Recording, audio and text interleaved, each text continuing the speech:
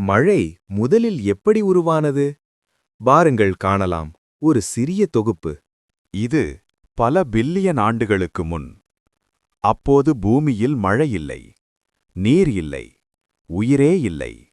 பூமி முழுக்க தீப்பிழம்பாக எரிந்தது. எங்கும் கொதிக்கும் எரிமலைகள், நெருப்பு, புகை, சாம்பல்.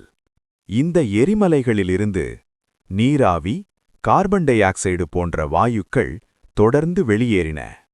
அந்த நீராவி மேலே சென்று குளிர்ந்தபோது மெல்ல மெல்ல சிறு நீர்த்துளிகளாக மாறியது.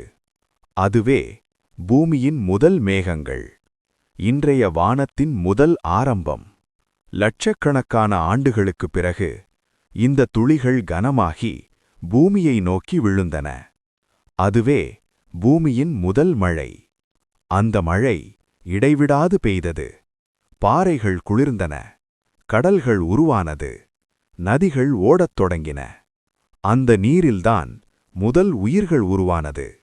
மிகச்சிறிய, ஆனால் மிக முக்கியமான ஆரம்பம். அதனால் நினைவில் வையுங்கள், மழை இல்லையென்றால் கடலும் இல்லை, உயிரும் இல்லை. இன்று நாமும் இல்லை. மேலும் மனதைத் தொடும் கதைகளுக்காக இப்போதே கதை தமிழை சப்ஸ்கிரைப் செய்யுங்கள்.